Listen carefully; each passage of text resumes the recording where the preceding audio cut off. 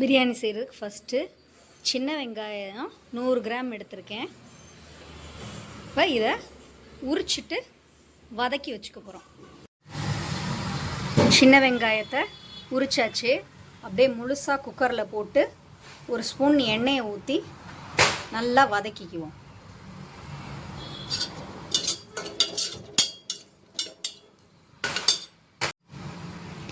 வெங்காயம் நல்லா இந்த மாதிரி ப்ரௌன் கலர் ஆயிடுச்சு. கொஞ்சம் கலர் சேஞ்ச் ஆகி ப்ரௌன் கலர் ஆயிடுச்சு. இப்போ இதை ஒரு மிக்ஸி ஜாருக்கு மாற்றிக்கலாம்.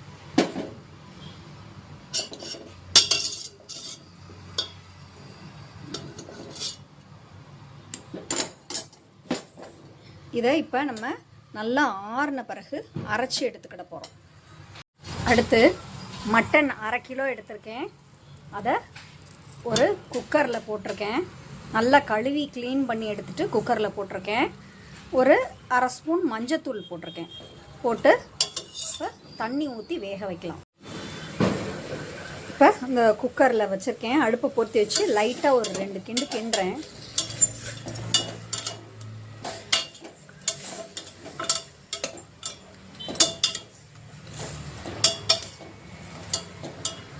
அப்புறம் ஒரு டம்ளர் தண்ணி ஊற்றி வேக வைக்க போகிறோம். இப்போ நான் உப்பு போடலை, ஃபைனலாக தான் உப்பு போட போகிறேன். தண்ணி ஒரு டம்ளர் ஊற்றுறோம்.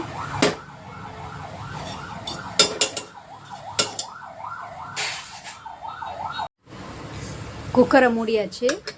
குண்டு போட்டுட்டேன்.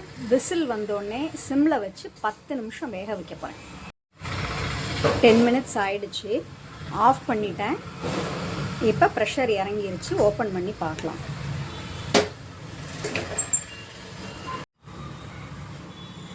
ஓப்பன் பண்ணிட்டேன். மட்டன் எடுத்து பார்க்குறேன். நல்லா வெந்துருச்சு. போதும், இதளவுக்கு வெந்திருந்தால் போதும். அடுத்தது பிரியாணி ப்ரொசீஜர்ஸ் பண்ணலாம். பிரியாணி இலை 2 எடுத்து வச்சுருக்கோம்.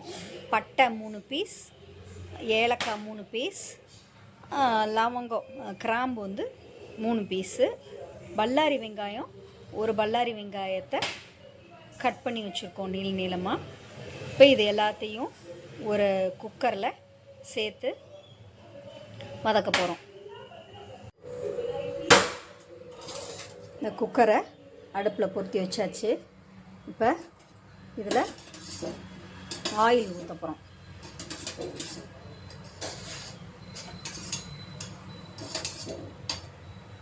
ஒன்று, 2, நெய் 2 ஸ்பூன் ஊற்ற போகிறோம்.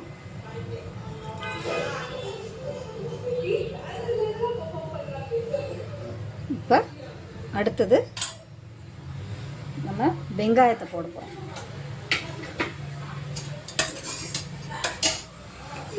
ஸ்பூன் நல்ல பெரிய ஸ்பூனில் ஊற்றிருக்கோம். 2மே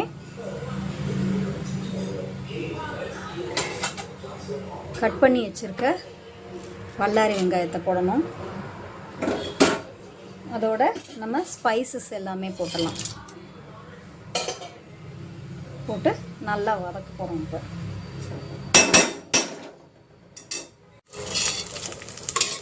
நல்லா வதக்குறோம். இப்போ எல்லாத்தையும் வெங்காயம் நல்லா கலர் சேஞ்ச் ஆகணும்.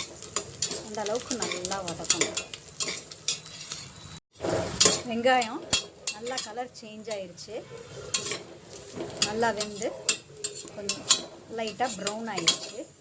இப்போ இந்த ஸ்டேஜில் நம்ம சின்ன வெங்காயம் அரைச்சி வச்சுருக்கோம், வதக்குனதை அரைச்சி வச்சுருக்கோம், அதை இதில் ஆட் பண்ணுறோம். இப்போ வெங்காயம் சேர்க்குறதுக்கு முன்னால் இஞ்சி பூண்டு பேஸ்ட்டை சேர்க்க போகிறோம்.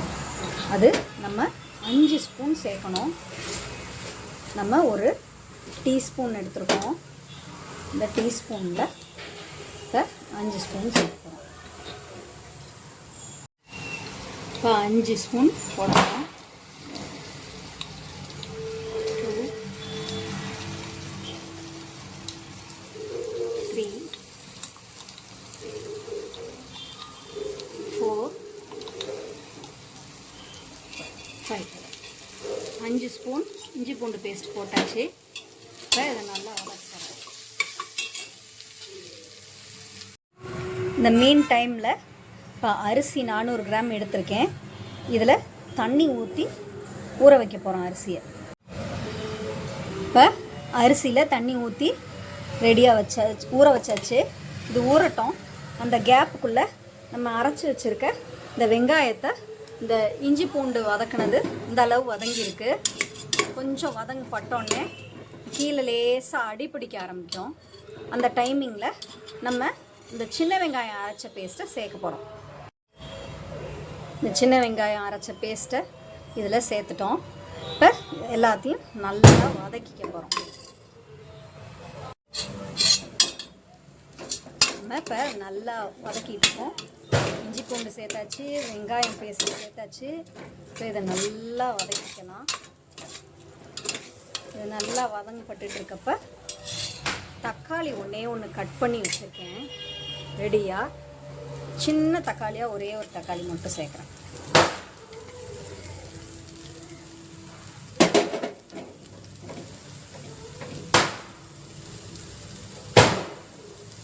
நல்லா வதக்கி விடலாம்.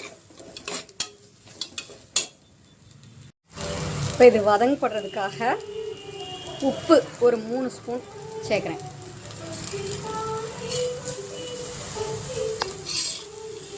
சிம்மில் வச்சு வதக்கணும், இல்லைன்னா அடி பிடிக்கும். நல்லா வதக்கிக்கலாம்.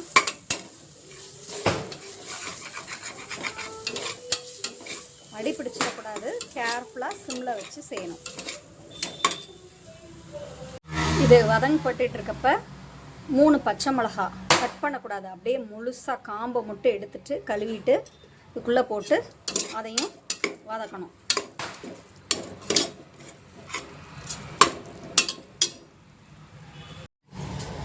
புதினா ஒரு கை நிறைய எடுத்துருக்கோம். இதை கழுவி உள்ளே சேர்க்க போகிறோம். இப்போ புதினாவை கழுவிட்டோம். புதினா கை நிறைய இதில் சேர்க்க போகிறோம். அடுத்தது கொத்தமல்லியை க்ளீன் பண்ணி கட் பண்ணி சேர்க்க போகிறோம். இப்போ அடுத்தது கொத்தமல்லி குட்டி குட்டியாக சிசர்ஸில் கட் பண்ணி வச்சுருக்கேன், அதை உள்ளே சேர்க்குறோம்.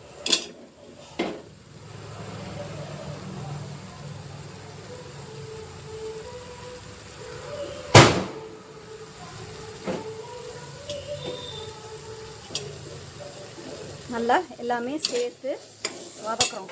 சிம்மில் வச்சு தான் வதக்கணும். நல்லா எல்லாத்தையும் வதக்குறோம். நல்லா எல்லாமே சேர்த்து வதக்கிட்டு இருக்கோம். இப்போ நம்ம மிளகாத்தூள் சேர்க்க போகிறோம். தனி மிளகாய்த்தூள் அது 2 ஸ்பூன் போடணும்.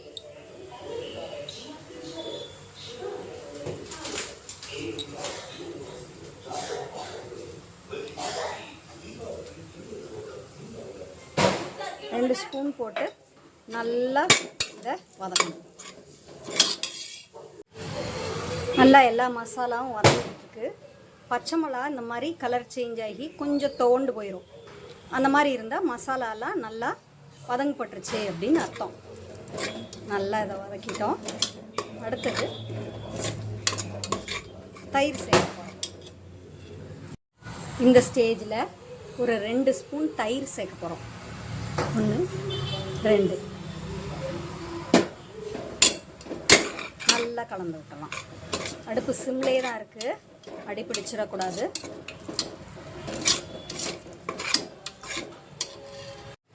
அடுத்து கரம் மசாலா 1 ஸ்பூன் போட போகிறோம்.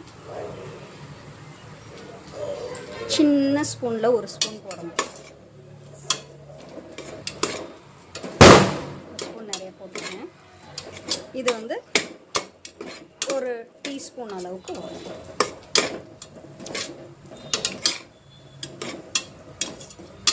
நல்லா வதக்கிக்கிறோம். அடுத்தது நம்ம மட்டன் வேக வச்சு ரெடியாக வச்சுருக்கிறத சேர்க்க போகிறோம். மசாலா நல்லா வதங்கப்பட்டுருச்சு.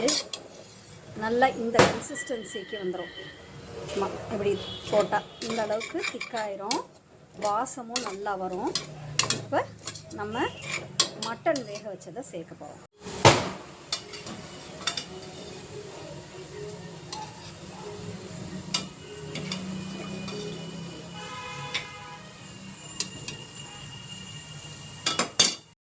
லைட்டாக தண்ணியோடு தான் எடுத்து மட்டனை போட்டிருக்கேன். இது கொஞ்சம் நல்லா வதங்கப்பட்டு இந்த மசாலாவில் நல்லா பிளெண்ட் ஆகணும். ஒரு 2 minutes.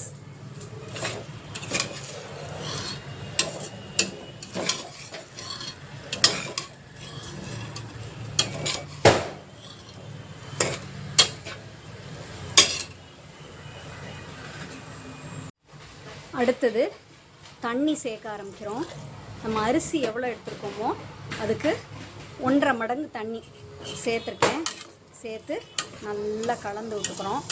தண்ணி கொதித்த பிறகு நம்ம ஊற வச்சுருக்க அரிசியை நல்லா கழுவிட்டு சேர்க்க போகிறோம். அதை நல்லா கிண்டிக்கலாம்.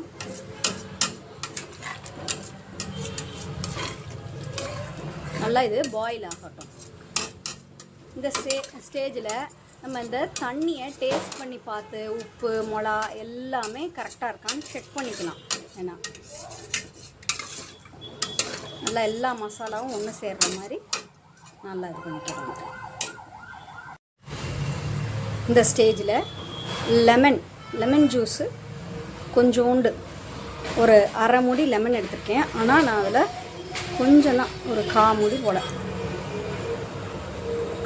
லைட்டாக புழிஞ்சுக்க போகிறேன். அப்போ தான் வந்து ரைஸ் போலன்னு வரும். அதுக்காக நான் தண்ணி கொதிக்கலை. தண்ணி கொதிச்சோடனே நம்ம அடுத்து ரைஸை சேர்க்க போகிறோம். அதுக்குள்ளே ரைஸில் இருக்க தண்ணியெல்லாம் வடித்து எடுத்துகிட்டு வர போகிறேன். தண்ணி கொதிச்சிருச்சு. இப்போ நம்ம அரிசியை சேர்க்க போகிறோம்.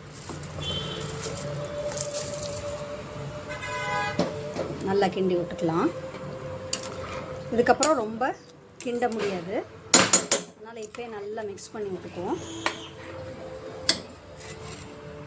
இப்போ அரிசி சேர்த்து நல்லா பாயில் ஆயிடுச்சு. இப்போ சிம்மில் வச்சு கொஞ்ச நேரம் வேக வைப்போம். ஒரு தட்டு போட்டு மூடி வச்சுருக்கோம். சிம்மில் இது ஒரு 5 minutes இருக்கட்டும். 5 minutes ஆயிடுச்சு. ஓப்பன் பண்ணி லைட்டாக கிண்டி விட்டுக்கலாம்.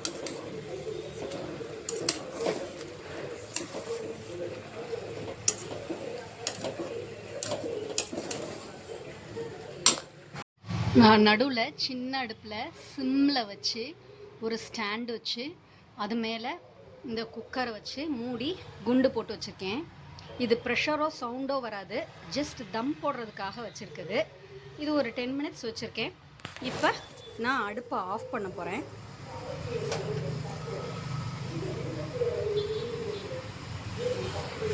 அரிசிக்கு தண்ணி அளவு அவங்கவுங்க அரிசியை பேஸ் பண்ணி கூடையோ குறைச்சியோ இருக்கலாம். அப்போ நீங்கள் என்ன அரிசி வாங்குறீங்களோ அதுக்கேற்ற தண்ணியை கரெக்டாக தெரிஞ்சுக்கிட்டு அதுக்கேற்ற மாதிரி சேர்க்கணும். இப்போ நான் வாங்கியிருக்கிறது 24 கேரட் பிரியாணி அரிசி. அதுக்கு எவ்வளோ தண்ணி தேவையோ அதுக்கேற்ற மாதிரி நான் ஊற்றி இது பண்ணி வச்சுருக்கேன். இப்போ ஒரு 5 minutes கழித்து ஓப்பன் பண்ணி எப்படி இருக்குன்னு பார்க்கலாம். இப்போ ஒரு 5 minutes ஆயிடுச்சு. இதை எடுத்துகிட்டு ஓப்பன் பண்ணி எப்படி இருக்குன்னு பார்க்கலாம்.